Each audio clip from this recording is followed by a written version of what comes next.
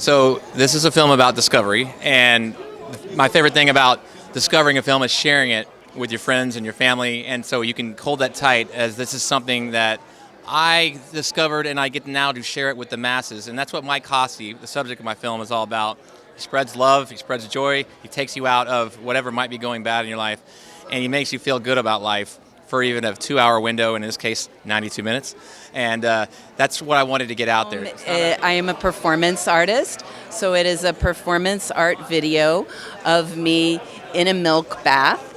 And the piece symbolizes matriarchal power. It is an homage to my late mother who passed from ALS. So the strategies that I use in filmmaking are to seduce my viewer with beauty and then have unexpected tension occur that makes people cringe. It's a film about language and an ode to cinema and also about the silent film format. And it sort of is an ode to John Cage's 4:33 composition. Good answer. And also part of this Chinatown series I've been doing for very many years. So, you can watch my previous film, Street Angel, which is now streaming on Aeon. So that is linked online and on my page. It is a very moving film that is based on a true story about a Holocaust survivor who wants to feel young again. And I think that there's so much that you can learn. It doesn't matter what generation you are a part of. There's so much in it that we can learn about family and love and learning to become our best selves. Does that do, I mean, okay. Yeah, it's a dystopian dark comedy about fatherhood, masculinity, lots of twists and turns, takes on a lot of the themes we've all been going through in the COVID era. Isolation, couple of laughs, couple of tears, laughs and tears. Yeah. It's the whole human experience. Wow. So what is this film about? What is this film not about? It's about place. It's about where we grow up. It's about how we feel about all of those things. It's about making music. It's about expressing yourself creatively. It's about learning to be comfortable calling yourself an artist. Anything else?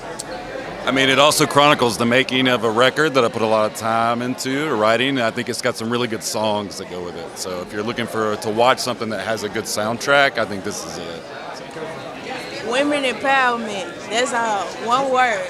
Women empowerment. Women empowerment. She was the first African American female to play football on the high school level with other boys. That's a good reason. We haven't eaten all day because we've been nervous and excited about this. Okay, the film is very awesome because it's about me being a single mother after divorce, raising my 2 children on my own. So it's like a special film for single people, single parents, and especially women, and letting you know that you can make it. I struggled, but yet I made it. I got my education, I have my own business, and my children are very successful. So that's what the film is all about. So it's based on a true story about an emergency that happened to my mom when she was a little girl. And it's told from her perspective. And it's a kind of fun, familial trauma tale. Made with puppets. Made with puppets. So it's cute, it's gruesome, my mom's guts are on display. It's fun. Yeah. So Shutterbugs is our debut film. Again, we're a team of 3, which is pretty badass. It's also like just super independent. We made it during the pandemic when resources were totally tapped out, so we just used everything we had to tell a story the way we could. But we're super proud of it. It's a psychological character study of the ways we wrestle with isolation and grief, which was sort of really appropriate and accessible theme at the time, and also something that I think we both like poetically, imagistically, auditorily captured in the way that this medium deserves to express itself. Yeah. It's a documentary about the oldest sport in America, the Choctaw stickball. It's a game that is still played today. It's called a little brother of war because back then when 2 tribes would dispute, they would play this game instead of going to war. They would play this game, and the winner would get whatever they was disputing over. So it's a practice they did back then, and they still play today. Defending the Dark is about inspiring people to protect the night sky. It's filmed in Maine with beautiful nightscapes of time lapses and nature, and it's about the reasons why we need to protect these dark spaces. And and the effects that light pollution has on the environment, on animals, on our health, and on our safety. I'm gonna let you take it. Go. Okay. Boyfriend is the story of a gay cis woman who brings her trans masked boyfriend home for the first time. Her father is surprisingly accepting, and then she realizes that's because he sees her as being in a straight relationship now. It's all about queer identity and being accepted for who you are, the way that you are, and also growth and trying to come together and be patient as your loved ones kind of, you work together to figure out how to be together. Yeah. Every college student's life in a 2-minute film of being late to class and having to figure out how to get there with traffic, with not being able to find a parking spot, and then class gets canceled. The film is an exquisite corpse. It was a collaborative film made without the other participants knowing what each other were doing. So I have found footage, 8mm, of a home party from New York in the 50s. I edited the best pieces together. I got a friend of mine who's a poet to write something for it without seeing the footage, and then another friend to score it without reading the poem or seeing the footage. I edited it together as close as I can get to an automatic film in the spirit, in the nature of experimental and exquisite corpse. Well, the film is about a lifelong trained submission wrestler who has taken his talents and moved into an on-demand fetish video service. That's all you need. You don't need more than yeah. Okay.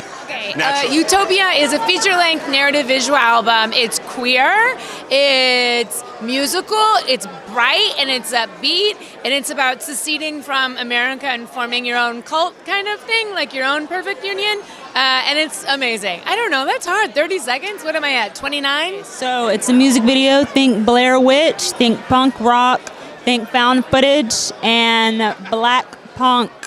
I mean, what more could you ask for, honestly? What more could you ask for? We're a bunch of indie artists from Atlanta, Georgia, and we also love rock and roll, which is why we're here in Mississippi. So.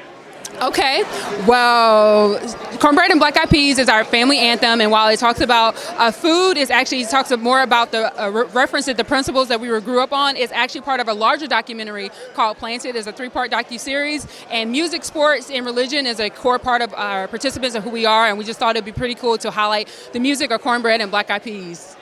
Yeah. We are Stacey and Cassie. We have 2 videos in the music video. One is What I Want. The second one is Vegas. They're part 1 and part 2 of a series we're doing for our album. We're doing an entire series. And we starred, co-directed, all of that stuff. Well, I think you should watch this movie. First of all, it's very short, so if you don't have a lot of time on your hands, watch it. It's something new. It's coming from the fine art world. There's a lot of great sound effects. It's sort of like German Expressionism meets Pee-wee's Playhouse, and it's probably 30 seconds. So if that doesn't convince you, that's fine. It's about a guy, meet Aaron. He's 65 years old, and he's going to start a new career as an actor. What could go wrong? It's about getting out of your head to be able to achieve your goals before you destroy relationships. It's a story I think everybody can relate to.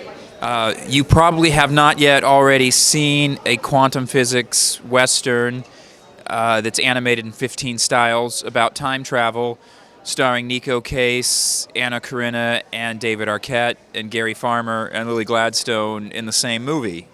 And you probably never will again. So, this is your chance, if they actually screen it. It's about heartbreak and how to deal with it, and it was shot by these 2 wonderful folks, and I'm hoping that you guys come and see it. It'll tug your heartstrings, because everybody's been through the pain and the heartbreak and of leaving somebody and moving on from it. So if you see it, you'll feel that same heartbreak all over again.